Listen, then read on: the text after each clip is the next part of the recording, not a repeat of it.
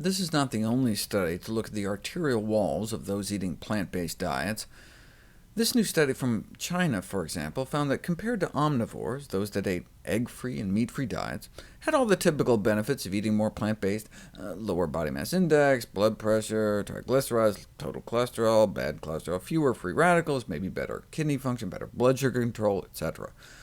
But does all that translate to actual differences in their arteries?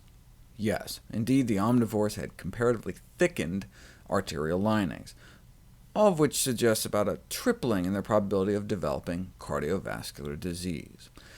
They therefore recommend that more vegetables should be eaten instead of meat, and it's never too late to improve one's diet. Having said that, if those on plant-based diets don't get enough vitamin B12, levels of an artery-damaging compound called homocysteine can start to rise in the bloodstream and may counteract some of the benefits of eating healthy. In this study from Taiwan, the arteries of vegetarians was just as stiff as those of the omnivores, and they had the same level of thickening in their carotid arteries, perhaps because of the elevated homocysteine levels in their blood. The negative findings of these studies should not be considered as evidence of neutral cardiovascular effects of vegetarianism, but do indicate an urgent need for modification of vegan diets through vitamin B12 fortification or supplements. Vitamin B12 deficiency is a very serious problem, leading ultimately to anemia, neuropsychiatric disorders, irreversible nerve damage, and these high levels of artery-damaging homocysteine in the blood. Prudent vegans should include sources of vitamin B12 in their diets. One study of vegetarians whose B12 levels were really hurting even had thicker, more dysfunctional arteries than the omnivores. How do we know B12 was to blame? Well, when they were given B12 supplements, they got better. Their arterial lining started to shrink back, and the proper functioning of their arteries returned. Without B12-fortified foods or B12 supplements, when omnivores are switched to a vegan diet, they develop vitamin B12 deficiency. Yes, it may take dropping down to around 150 picomoles per liter to develop classic signs of B12 deficiency, like the anemia and our spinal cord rotting from the inside out. But way before that, we may start getting increased risk of cognitive deficits and brain shrinkage and stroke and depression and nerve and bone damage, as well as having our homocysteine shoot through the roof. And that may attenuate the beneficial effects of a vegetarian diet on cardiovascular health.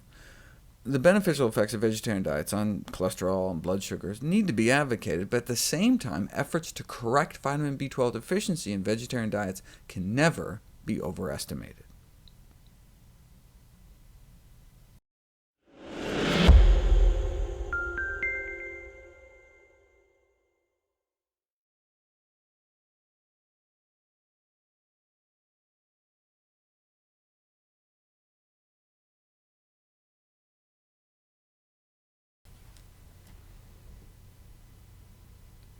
The cheapest way to get our B12 is probably one 2,500 microgram sublingual, chewable, or liquid supplement of cyanocobalamin once a week. This stuff is dirt cheap. You can find a 20-year supply online for $40. All the B12 our body needs for $2 a year. Of course, the stuff doesn't last 20 years. There's a 4-year expiration date, so share it with some friends. For those mathematically minded who are thinking, wait a second, if you only need 4 to 7 micrograms a day, why do you have to take 2,500 a week? Well, it's a little complicated, but let's do it.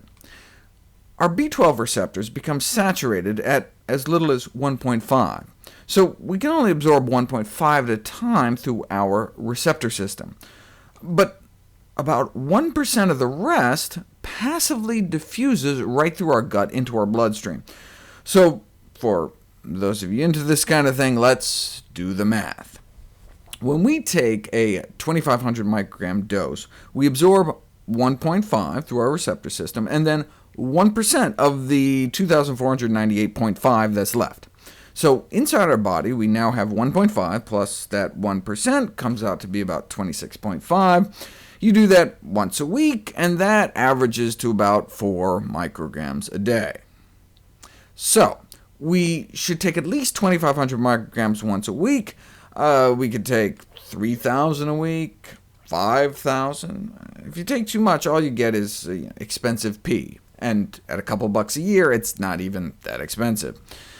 Even though it is a water-soluble vitamin, we don't have to take it every day, because throughout our evolution, our bodies were so used to getting such tiny amounts, maybe some woolly mammoth pooped upstream or something, that our body devised an ingenious way to hold on to it. So that's why we can do this kind of averaging over time.